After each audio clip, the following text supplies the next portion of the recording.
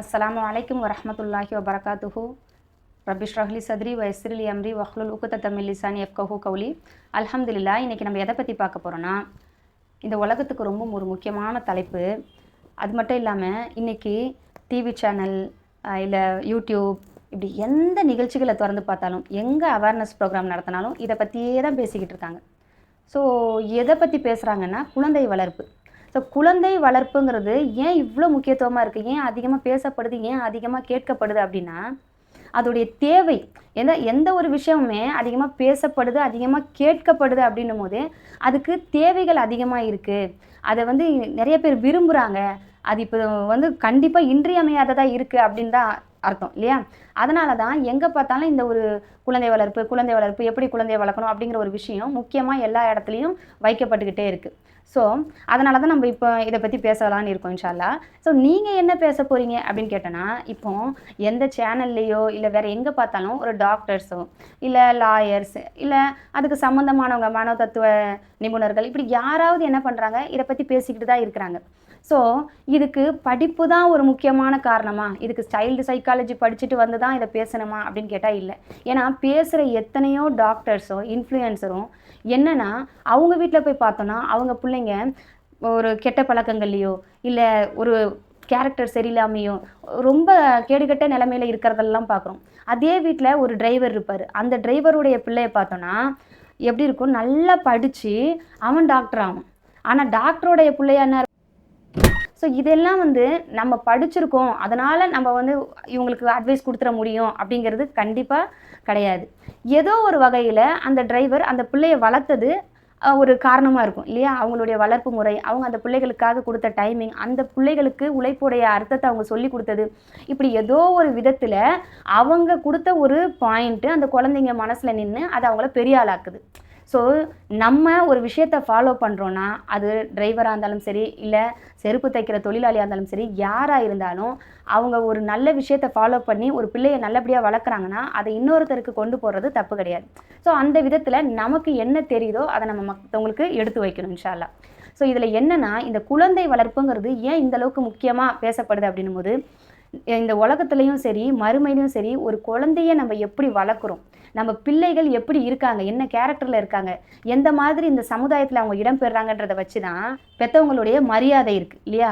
அவங்க இந்த உலகத்துலையும் இல்லை மறுமையிலையும் சரி தலை நிமிர்ந்து நடக்கிறதும் தலை குனிந்து நிற்கிறதும் அந்த பிள்ளைய அவங்க வளர்த்த வளர்ப்பில் தான் இருக்குது. ஏன்னா இந்த உலகத்தில் நிறைய விஷயங்களை ஒரு மனுஷன் அடைய முடியும் இல்லையா? அவனுக்கு கார் இருக்கும், பங்களா இருக்கும், அவனுக்கு எல்லாமே இருக்கும், வசதி வாய்ப்புகள் எல்லாம் இருக்கும். ஆனால் எல்லாத்தையும் பெற்றவர்கள் அடைந்தவர்கள் அப்படின்னு அவன் சொல்லப்படுறது. கார் அடைந்தவர், அவர் பங்களாவை அடைந்தவர்னு. ஆனால் ஒரு பிள்ளையை அவன் பெற்றதுனால தான் அவன் பெற்றவன், அதாவது உண்மையாலுமே அவன் அடைந்தவன் அப்படின்னு சொல்லப்படுறதே ஒரு குழந்தைய பெற்றதுனால தான் இல்லையா? அந்த குழந்தை இப்போ எல்லாருக்கும் கிடைக்கிறதுனால அந்த பிள்ளையோடைய அருமை தெரியறதில்ல.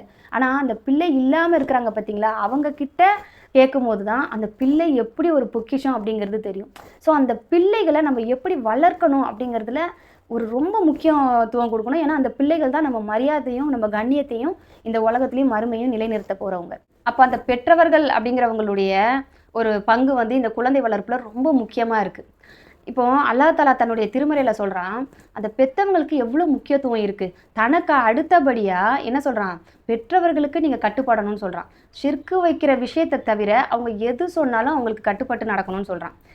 பெற்றவர்கள் என்னை எப்படி சிறு வயதில் பார்த்துக்கிட்டாங்களோ அதே மாதிரி நீ அவங்களுக்கு கிருபை செய் அல்லாஹ் அப்படின்னு சொல்லி அவங்களுக்காக துவா செய் அப்படின்னு சொல்லி அல்லாஹ் தஆலா ஒரு துவாவை தன்னுடைய திருமறையில் கற்றுக் கொடுக்குறான். ஸோ எல்லா பிள்ளைகளுமே பெற்றவர்களுக்காக துவா செய்யக்கூடியவர்களாக தான் இருக்கிறாங்க.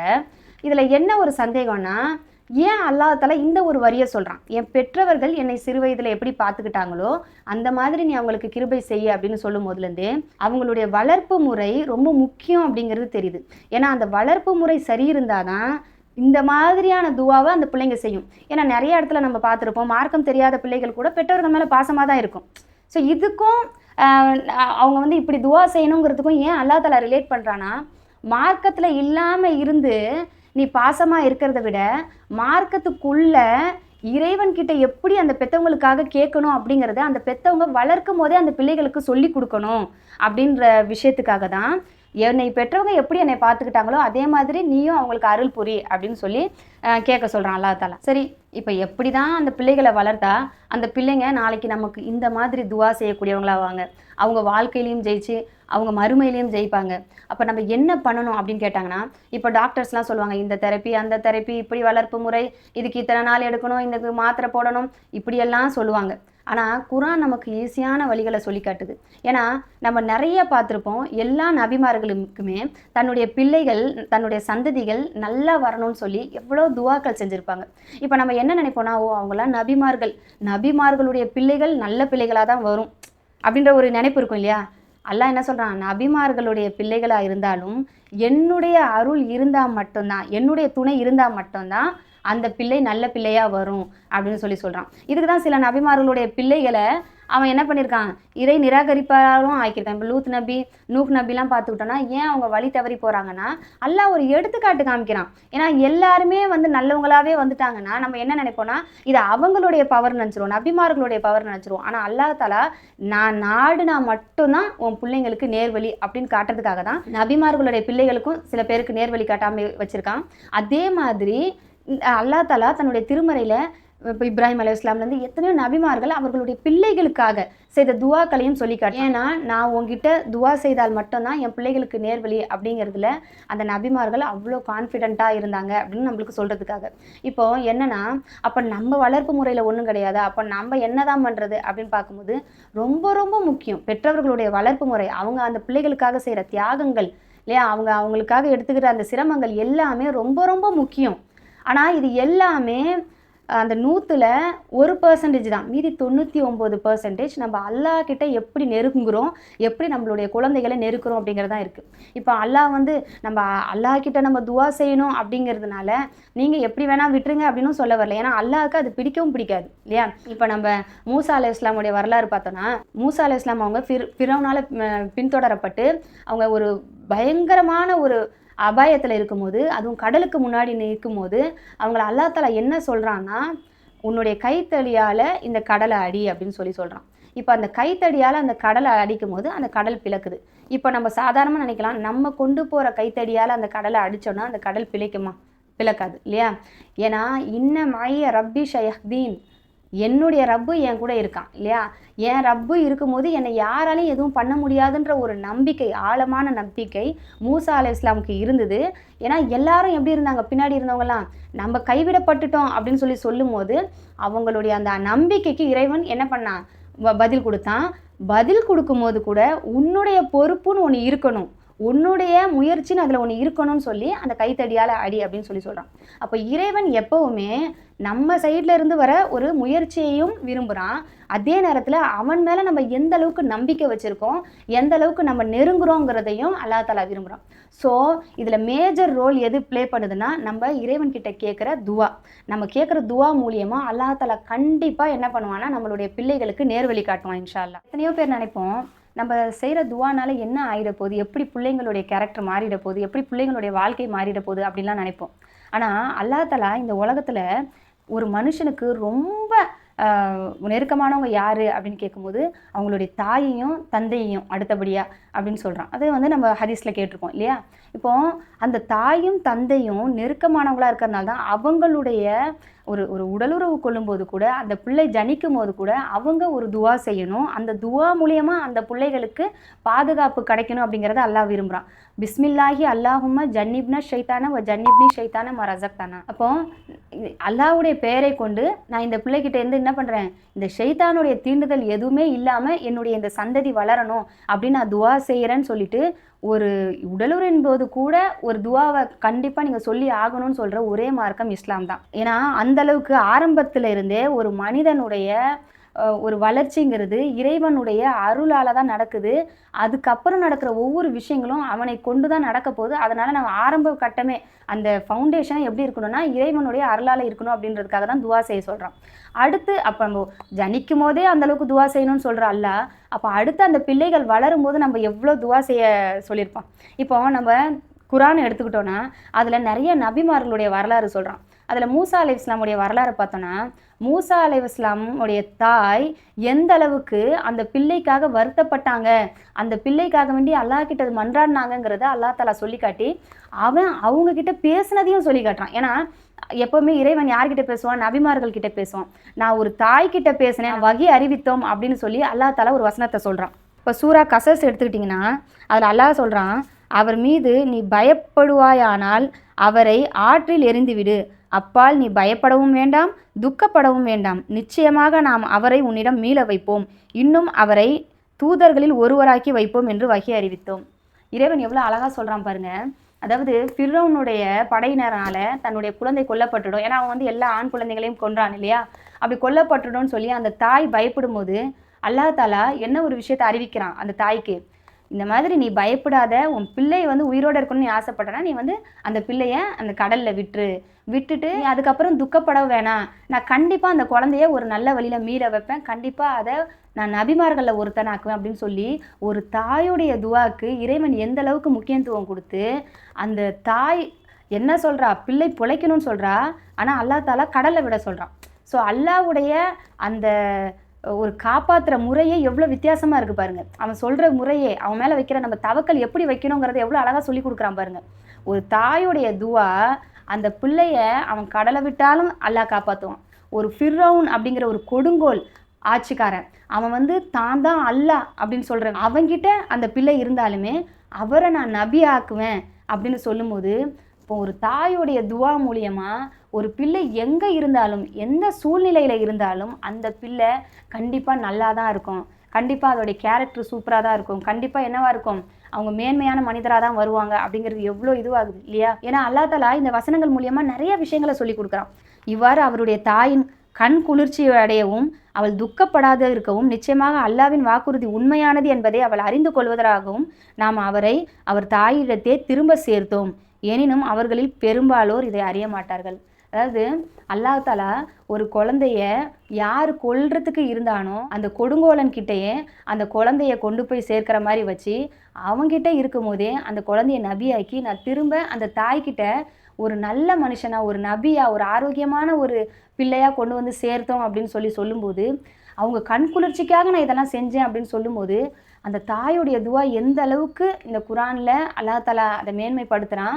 அப்போ எந்த அளவுக்கு நம்ம அதுக்கு முக்கியத்துவம் கொடுக்கணும் அப்படின்னு நம்ம பார்க்கணும். ஏன்னா இன்றைக்கி நிறைய பேர் என்ன சொல்லுவோன்னா, எனக்கு இந்த குழந்தை வளர்ப்பு முறையெல்லாம் தெரியாமல் போச்சே, இப்படி குழந்தை வளர்க்கணும் அப்படி குழந்தை வளர்க்கணும் அப்படிங்கிறதுலாம் தெரிஞ்சிருந்தா நான் என் பிள்ளைய நல்லபடியாக வளர்த்துருப்பேனேன்னு சொல்லுவோம். ஆனால் உண்மைதான், எல்லாரும் படிச்சிருக்க மாட்டாங்க, எல்லாருக்கும் அந்த வசதி வாய்ப்பு இருக்காது, எல்லாரும் ஓதி இருக்க மாட்டாங்க, எல்லாரும் அந்த பிள்ளைங்களுக்கு நம்ம நல்லதை சொல்லிக் கொடுக்குறது, என்ன சொல்லிக் கொடுக்குறது, அந்த எஜுகேஷனை எப்படி எடுத்துகிட்டு போகிறது, ஒரு தீனோட எஜுகேஷன் எப்படி எடுத்துகிட்டு போகிறதுன்னு எல்லாருக்கும் தெரியாது. ஆனால் அந்த பிள்ளைங்களுக்காக துவா செய்யணும், யா என் பிள்ளைய நேர்வழிப்படுத்தல்லா, யா என் பிள்ளைக்கு ஆரோக்கியத்தை கூடல்லா, யா என் பிள்ளைக்கு நல்ல குணத்தை கூடல்லா இப்படின்னு கையேந்தி துவா செய்யக்கூடமா யாருக்குமே தெரியாமல் இருக்கும். எவ்வளோ ஒரு ஈஸியான வழி இல்லையா? இந்த பிறந்ததுலேருந்து அது ஜனிக்க ஆரம்பிச்சதுலேருந்து அது வளர்றதுலேருந்து எல்லா விஷயங்களையுமே நீ துவா செய்யின்னு அல்லாஹ் சொல்லி கொடுத்துட்ட பிறகு நம்ம என்ன பண்ணுறோன்னா அதுக்கு வந்து ஏதாவது நொண்டி சாக்கு சொல்லிட்டு எங்களுக்கு இந்த விஷயம் தெரியாமல் போச்சு, தெரிஞ்சுதான் நான் நல்லா வளர்த்துருப்பேன், அந்த விஷயம் தெரியாமல் போச்சுங்கிறோம். எந்த விஷயத்தை பண்ணாலும் நம்ம தலைகீழாக நின்று தண்ணி குடித்தாலும் அல்லாஹுடைய அருள் அவனுடைய உதவி இருக்கும்போது தான் நம்ம பிள்ளை நேர்வழி அடையும் அப்படிங்கிறத நம்ம நல்லா நினைவில் வச்சுக்கிட்டு நம்ம துவா செய்யக்கூடியவங்களா இருக்கணும் இன்ஷா அல்லாஹ். நம்ம சூரா ஃபுர்கான் எடுத்துக்கிட்டோன்னா 74வது அத்தியாயத்தில் அதில் 70வது வசனத்திலிருந்து இறைவன் ஒரு மூமின்களுடைய பண்புகளை சொல்லி காட்டுறான். மூமின்கள் எப்படி இருப்பாங்க? தௌபா செய்வாங்க, நல்ல காரியங்கள் செய்வாங்க, வீணான காரியங்கள்லேருந்து விலகி இருப்பாங்க, பொய் சொல்ல மாட்டாங்க.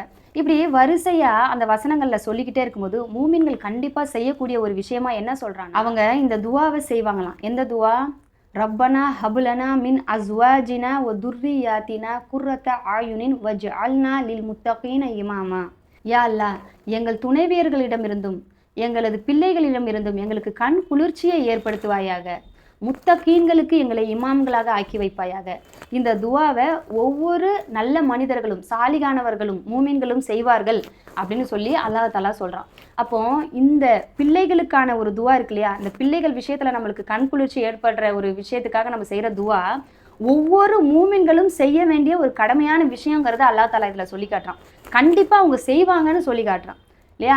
ஸோ நம்ம அதை கண்டிப்பாக என்ன பண்ணணும்னா அந்த பிள்ளைகளுக்காக நம்ம அதிகமாக செய்யக்கூடியவர்களாக இருக்கணும். ஏன்னா நம்ம பிள்ளைகள் நம்ம கண் குளிர்ச்சியாக இருந்தால் மட்டும்தான் நம்ம இந்த உலகத்தில் நிம்மதியாக வாழ முடியும். இல்லைன்னா நம்ம எவ்வளோ சம்பாதிச்சோம் நம்மளுக்கு அதனால என்னவா இருக்காது, நன்மை இருக்காது. இப்போ கண் குளிர்ச்சின்னும் போது நிறைய பேர் என்ன நினைப்போம்னா, ஒரு டாக்டராவோ இன்ஜினியராவோ இல்லையா வேற மாதிரி பெரிய பெரிய போஸ்ட்டில் ஒரு பெரிய பிஸ்னஸ் மேனாவோ பணக்காரனாவோ இருக்கிறது தான் கண் குளிர்ச்சியா அப்படின்னு நினச்சிட்டு இருக்கும்போது அதுவும் கண் குளிர்ச்சி தான். இந்த உலகத்தில் ஒரு நல்ல போஸ்ட்டில் இருக்கிறதும் பெற்றவர்களுக்கு கண் குளிர்ச்சியாக தான் இருக்கும். ஆனால் அவங்க மார்க்கத்தோடு இருக்கணும், மார்க்கத்தில் இணைந்து இருக்கணும், அல்லாஹுடைய நினைவு அவங்க கிட்ட எப்போவுமே இருக்கணும். இதுதான் உண்மையான கண் குளிர்ச்சி. ஏன்னா அடுத்த வரியிலே அல்லாஹ் என்ன சொல்கிறான், முத்தகீன்களுக்கு இமாமா ஆக்குன்னு சொல்கிறான். அப்போ முத்தகீன்களுக்கு இமாமா ஆக்குறதுனா ரொம்ப ஈஸியான ஒரு விஷயமா? ஏன்னா நேர்வழி பெற்றவர்களுக்கே வழி நடத்துகிற அளவுக்கு நம்ம இமாமா இருக்கணும்னா எந்த அளவுக்கு நம்மளை அல்லா தலா இந்த துவா மூலயமா மேன்மையாக்கி வைக்கிறான்னு நினைக்கிறோம், எந்த அளவுக்கு நம்ம ஹார்ட் ஒர்க் பண்ணணும், எந்த அளவுக்கு நம்ம அல்லா கிட்ட நம்ம இதுக்காக துவா செய்யணும். ஏன்னா இதெல்லாம் ஒரு சாதாரண விஷயமா? முத்தகீன்களுக்கு நம்ம இமாமா ஆகிறது ஒரு சாதாரண விஷயமா? ஆனால் அல்லா தலா இந்த துவாவை செய்யுங்க நான் ஆக்குவேன்னு சொல்கிறான். அப்போ நம்ம செய்யணும் இன்ஷா அல்லா. ஏன்னா இப்போ நம்ம இப்ராஹிம் அலைஹிஸ்ஸலாம் பார்த்துக்கிட்டோன்னா அவங்கள விட ஒரு சிறந்த நபி கிடையாது. ஏன்னா கலீலுல்லா. ஏன்னா அவங்க அல்லாஹ் கிட்ட கேட்குறாங்க, என்னுடைய சந்ததியினரை தொழுகையாளிகளாக ஆக்கு அல்லா, என்றைக்குமே உனக்கு வழிபட்டவங்களா ஆக்கு, என்னுடைய துவாவை ஏற்றுக்க அல்லா அப்படின்னு சொல்லி கேட்கும்போது அப்போ இறைவன் என்ன பண்ணுறான், எவ்வளோ பெரிய ஆளாக இருந்தாலும் என்கிட்ட நீ கேட்கறது மூலயமா உன்னுடைய துவாக்களை நான் நிறைவேற்றுவேன் அப்படின்னு சொல்கிறதுக்கு எடுத்துக்காட்டாக தானே இந்த வசனங்கள் எல்லாம் அல்லா தஆலா சொல்கிறான். அப்போது நம்மளுடைய இந்த துவாக்கள் கண்டிப்பாக நம்மளுடைய பிள்ளைகளுடைய வாழ்க்கையில் நிறைய மாற்றங்களை ஏற்படுத்தும் அப்படின்னு நம்ம நினைக்கணும் இன்ஷா அல்லா. அடுத்து 52வது அத்தியாயத்தில் 27வது வசனத்தில் அல்லா தஆலா என்ன சொல்கிறான்னா, எவர் ஒருவர்கள் ஈமான் கொண்டு நல்ல அமல்களை செய்து அவங்க பிள்ளைகளும் அவங்கள பின்தொடர்றாங்களோ அவங்க எல்லாரையுமே நாங்கள் சொர்க்கத்தில் ஒன்று சேர்த்து வைப்பேன், அவர்களுடைய நன்மைகள் நான் ஒரு அளவும் குறைக்க மாட்டேன். ஏன்னா இன்றைக்கி நம்மளுக்கு என்ன தோணுன்னா, நம்ம எல்லாருமே ஒரு நாள் பிரியக்கூடியவங்க அப்படின்ற நினைப்பு இருக்கும்.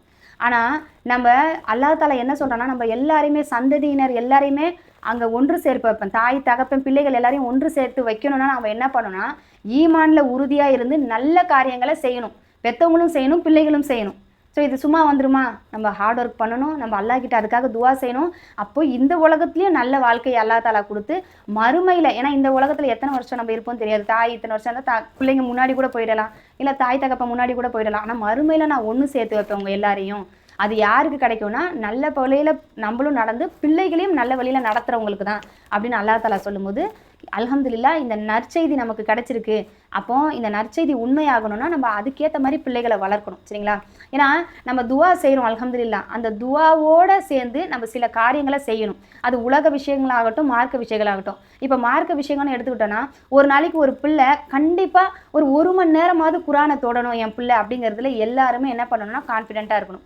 ஏன்னா இப்போ நம்ம சின்ன வயசுலேருந்து நம்ம பிள்ளைகளுக்கு எவ்வளோ விஷயங்களை கொடுக்குறோம், இந்த உலக விஷயங்கள் உலக அறிவுகள் எல்லாத்தையுமே நம்ம செலுத்துகிறோம். ஆனால் மார்க்க அறிவு தான் இந்த உலக அறிவை அந்த பிள்ளைங்க எப்படி சரியான முறையில் பயன்படுத்துறதுக்கு உதவி செய்யும்.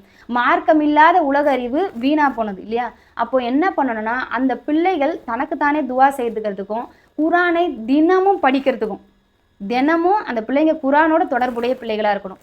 நம்ம எப்படி சாப்பிட்றோமோ தூங்குகிறோமோ குளிக்கிறோமோ வெளியே போகிறோமோ வரோமோ இந்த உலக கல்வியை அறிஞ்சிக்கிறோமோ, இந்த மாதிரி இந்த குரான் கல்விங்கிறதும் நமக்கு இன்றியமையாதது அப்படிங்கிறத அந்த பிள்ளைங்க புரிஞ்சு வச்சுருக்கணும், சரிங்களா? நிறைய வீட்டில் அது நம்ம பண்ணுறது கிடையாது. ஏதோ மதரசாக்கு அனுப்புகிறோம், அங்கே போய் ஒரு 10 நிமிஷம் ஓதிட்டு வராங்க. சில நேரம் நிறைய பேர் வீட்டில் ஓதாமலும் இருக்காங்க. ஸோ கண்டிப்பாக இந்த மாதிரி இருந்தால் ஒரு பிள்ளை நேர்வழி பெற்ற பிள்ளையாக ஆகிறது ரொம்ப ரொம்ப கடினமான விஷயம். குரானை டெய்லி அந்த பிள்ளை படிக்கணும், அவங்க மனப்பாடம் பண்ணணும், அதன்படி நடக்க அவங்க முயற்சி செய்யணும், அர்த்தம் புரிஞ்சு படிக்கணும் இன்ஷா அல்லாஹ், சரிங்களா? அப்போ நம்ம அர்த்தம் புரிஞ்சு படிக்கிறது மூலியமாக அல்லாஹ் தஆலா நமக்கு என்னென்ன சொல்கிறான்றதை அந்த பிள்ளைங்க புரிஞ்சுக்கும், அதன்படி நடக்க முயற்சி செய்யும் இன்ஷா அல்லாஹ். ஸோ அதுக்கு நம்ம வழிவகை செய்யணும் பெற்றவங்க. அதே மாதிரி இப்ராஹிம் அலைஹிஸ்ஸலாமே கேட்டிருக்காங்க இல்லையா, தொழுகையாளியாக்குன்னு.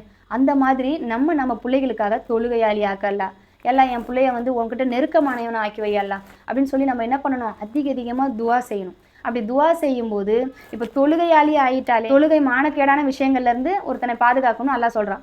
அப்போ அந்த மானக்கேடான விஷயங்கள்லேருந்து நம்ம தவிர்த்துக்கணும், அந்த பிள்ளைகளை 5 வேளை நம்ம தொழுவ வைக்கணும். இப்போ இந்த துவா, இந்த குரான், இந்த தொழுகை இது எல்லாமே நம்ம ஃபாலோ பண்ணிக்கிட்டே வந்தால் கண்டிப்பாக நம்ம பிள்ளை ஒரு நல்ல பிள்ளையாக இருக்கும். அதோடு சேர்த்து நம்ம பின்பற்ற வேண்டிய விஷயங்களும் இந்த உலகத்தில் நிறையா இருக்குது, அதையும் நம்ம இன்ஷா அல்லாஹ் கண்டிப்பாக பார்ப்போம்.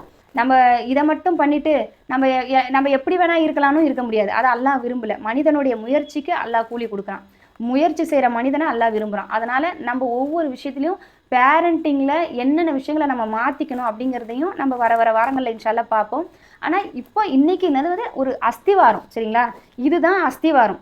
ஒரு மனிதன் ஜனிக்கும் போது எப்படி அல்லா தாலா ஷைத்தான் கிட்ட இருந்து பாதுகாப்பை கேட்டு உன் பிள்ளைகளுக்குன்னு சொல்கிறானோ, அப்போ அந்த பெற்றவங்க மேலே அது கடமை ஆயிடுச்சு. நம்ம அந்த பாதுகாப்பை நம்ம கேட்டுக்கிட்டே தான் இருக்கணும். இந்த அஸ்திவாரத்தை ஃபவுண்டேஷனை நம்ம கரெக்டாக போட்டுட்டோன்னா அதுக்கு மேலே நம்ம வைக்கிற செங்கல் எல்லாமே வந்து நம்ம பார்த்து பார்த்து கரெக்டாக வைக்கணும் அப்படிங்கிறதையும் நம்ம படித்து தான் ஆக வேண்டியிருக்கு, நம்ம தெரிஞ்சுக்கிட்டு தான் ஆக வேண்டியிருக்கு. அதுக்கு எக்ஸ்பீரியன்ஸான ஆளுங்க கிட்ட இருந்து நம்ம சில விஷயங்களை கேட்டு தான் ஆக வேண்டியிருக்கு. யார் சொன்னாலும் நம்ம அதை நல்லபடியாக கேட்டுக்கணும். ஏன்னா இது குழந்தை வளர்ப்பு ரொம்ப முக்கியமான ஒரு விஷயம் அப்படிங்கிறதுனால கண்டிப்பாக இதை நம்ம கருத்தில் கொண்டு நம்மளையும் நம்ம மாற்றிக்கணும்.